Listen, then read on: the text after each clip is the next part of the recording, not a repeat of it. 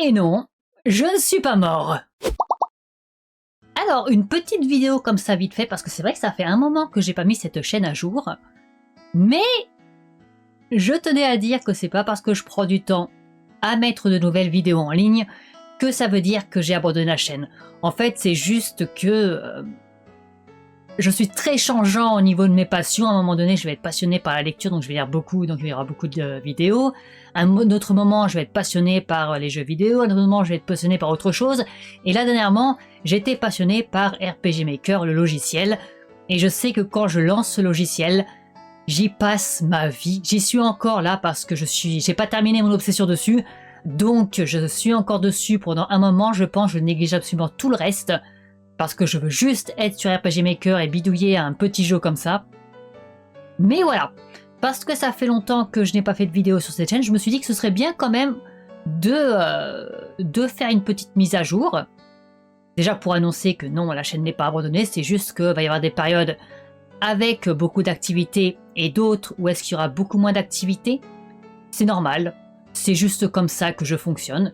Et puis aussi pour parler un petit peu de la dernière lecture que j'ai faite. Alors je lis un petit peu tous les jours, mais je lis pas suffisamment pour terminer rapidement les livres que je voudrais terminer. Là je suis sur un thriller, je sais plus son nom, Les Innocents peut-être. Je l'ai presque terminé, mais il me reste peut-être 100 pages à lire, mais je traîne un peu des pieds parce qu'en ce moment la lecture c'est pas trop ça. Mais j'ai terminé un autre bouquin avant ça, j'ai réussi à terminer... Alors, Chambre d'enfant de, j'ai mes petites notes, Thibaut Solano. Et je me suis dit, bah écoutez, je vais parler de ce bouquin, histoire de donner un peu de nouvelles et histoire d'en parler un petit peu avant d'oublier, parce que vu que je suis long maintenant, actuellement en tout cas, à lire, eh bien je risque d'oublier pas mal de détails entre chaque lecture, et si j'attends 3 bouquins avant de pouvoir faire une vidéo, il est sûr que le premier bouquin, je vais avoir quasiment tout oublié, et ça va être compliqué de donner mon avis dessus. Donc, pour le moment, alors peut-être qu'il y aura des vidéos avec plusieurs bouquins. Si je suis motivé à un moment donné pour lire beaucoup, forcément il y aura plusieurs bouquins dans une vidéo. Mais pendant les périodes où ce sera plus calme, je pense que je vais me contenter d'un bouquin par vidéo. Donc ce sera des vidéos beaucoup plus courtes. D'ailleurs là, celle-ci, je pense qu'elle va être courte. Je pense que le plus long, ça va être mon introduction. Parce que c'est une novella, plus qu'un roman. Je l'ai lu, là pour le coup, j'ai lu en une après-midi. J'étais motivée ce jour-là, je me suis mis mon petit bouquin et je l'ai fini en une après-midi parce que c'était assez rapide. Mais c'était pas exceptionnel. Ça, c'était, voilà, c'est un peu le petit truc. J'ai lu vite, mais au final, c'est une lecture déception. Bon, du coup, Chambre d'enfant, qu'est-ce que ça raconte? Alors, c'est un genre... Je dirais plutôt que c'est de l'horreur. Ouais, on approche plutôt de l'horreur, de l'épouvante. Parce qu'il y a pas mal d'éléments paranormaux dedans. Donc, on est plus, Est-ce que ça va jusqu'à l'horreur? Il y a quand même des animaux morts et des trucs comme ça, donc ça... Pas agréable non plus, mais... On va dire que c'est pas de l'horreur très trash non plus. Et donc, on suit... je crois qu'il s'appelle Gaspard.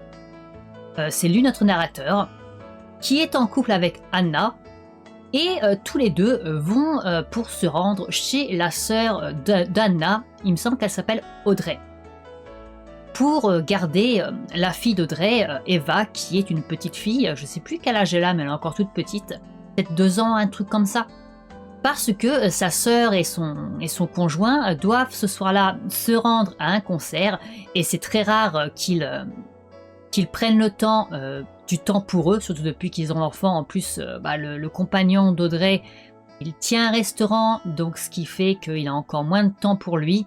Donc c'est assez rare qu'ils prennent cette décision. Et comme Anna et Gaspard ont accepté de faire le trajet jusqu'à chez eux, parce qu'ils n'habitent pas du tout à côté, et bien ils ont profité pour prendre cette soirée pour eux.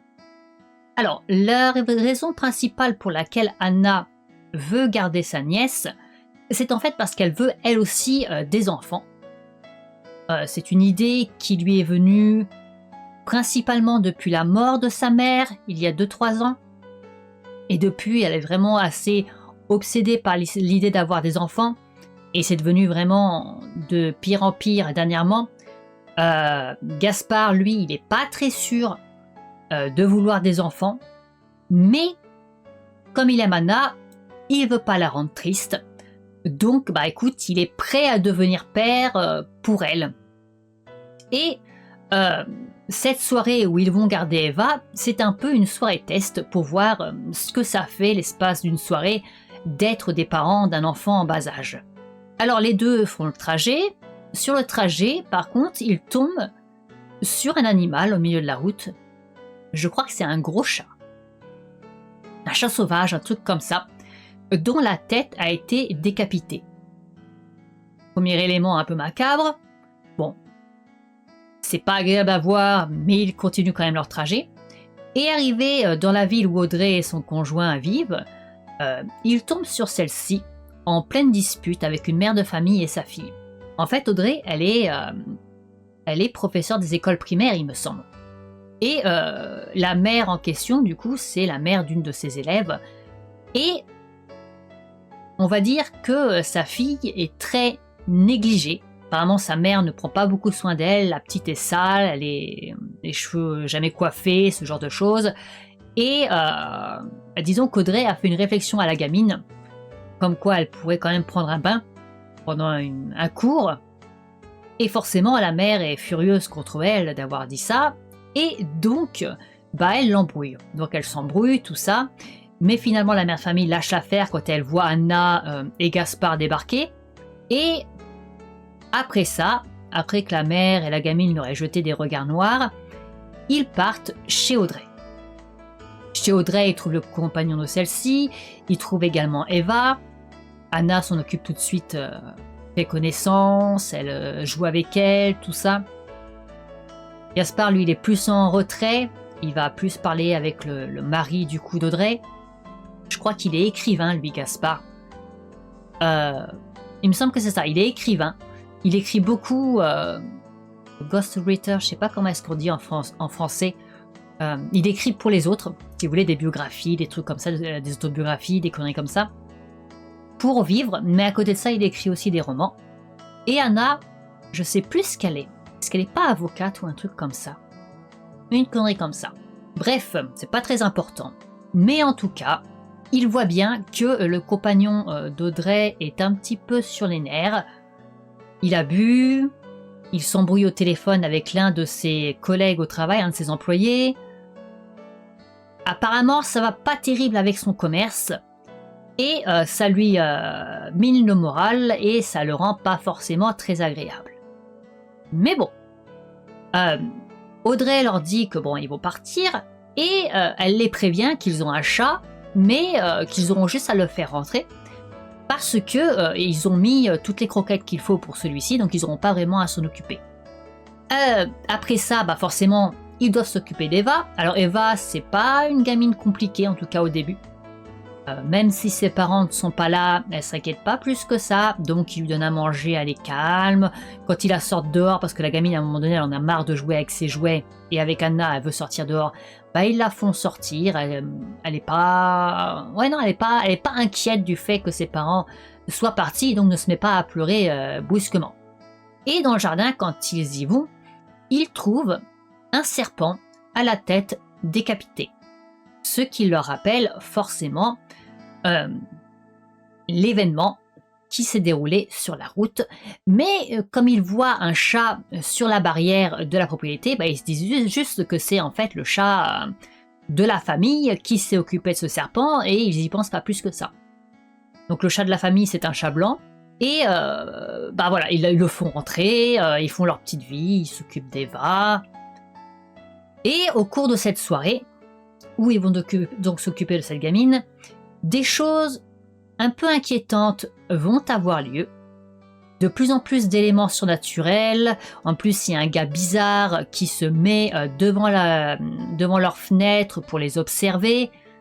Donc on va dire qu'ils ne sont pas spécialement tranquilles, surtout que des accidents arrivent à la petite. Et c'est une nuit qui va être particulièrement mouvementée pour eux. Comment ça se termine? Ça, je vous le laisse le découvrir. Mais moi personnellement, j'ai pas aimé. Je trouve que le bouquin partait sur de bonnes bases. Les éléments surnaturels étaient intéressants. J'aimais bien un peu le côté, ouais, un peu horreur et tout ça. En plus, il y avait aussi tout un côté, où on découvrait également certaines choses que cachent Audrey et son mec sur les difficultés qu'ils rencontrent et tout ça. Donc on apprend également plus sur Audrey et son mec. On apprend plus forcément sur Anna et Gaspard. On a toute cette tension et ces éléments d'horreur qui sont quand même, je trouve, bien amenés. Mais vers la fin, moi, je trouve qu'il manque quelque chose. C'est une déception. Je sais pas comment dire. Je veux dire, il y avait plein d'éléments qui étaient amenés, qui étaient intéressants. La mayonnaise monte, monte, monte, mais elle monte pas comme il faut et à un moment donné, elle retombe. C'est un peu ça. Et sur la fin, t'es un peu laissé sur... Ouais, c'est tout, ça s'arrête là. T'as pas vraiment de... Tu sais pas vraiment ce qui va arriver au personnage, t'as pas plus de réponses que ça, t'as certaines choses qui sont lancées et finalement qui n'ont pas de continuité et qui n'ont pas de résolution. Ouais, je trouve vraiment ça monte bien comme il faut à un moment donné, et puis patatras, finalement c'est décevant, il n'y a pas suffisamment de réponses, ça s'arrête à un moment assez brusque, bien sûr, assez brusque, qui te prend un peu de court et tu te dis vraiment, mais il manque quelque chose là, il manque quelque chose, ça peut pas se finir comme ça. Ouais, tu finis vraiment sur un truc, mais ok, mais qu'est-ce qui va arriver à machin, qu'est-ce qui va arriver à truc, qu'est-ce qui va se passer après tout ça? Tu sais pas. Pourtant, je pense qu'il y avait matière à faire quelque chose quand même plus long. Parce qu'il y avait vraiment pas mal de choses intéressantes. Mais non, l'auteur a décidé quand même de terminer son histoire à un moment assez facile, je dirais. C'est assez facile de terminer comme ça, sur une fin...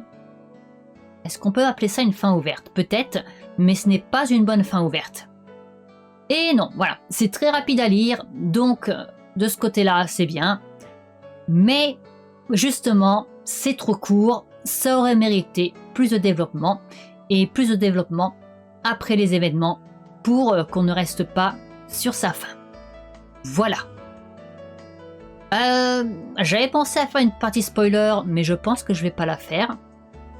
Parce que je me souviens pas assez suffisamment de tous les éléments pour vraiment en faire une intéressante. Ça, c'est le problème d'avoir lu le bouquin il y a un moment et d'avoir attendu que d'autres bouquins soient terminés pour faire une vidéo. Alors finalement, j'ai oublié pas mal de choses dans ce livre. Mais voilà. Déception. Déception, déception. Et la prochaine fois que je ferai une vidéo, du coup, ce sera sur le thriller Les Innocents. Je crois, ouais, il doit me rester une centaine de pages à lire.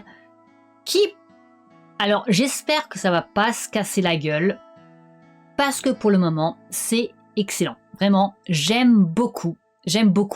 Et si ça se casse la gueule, je vais être colère. Je vais être très colère. Voilà. Allez, sur ce, je vous dis à la prochaine. Salut!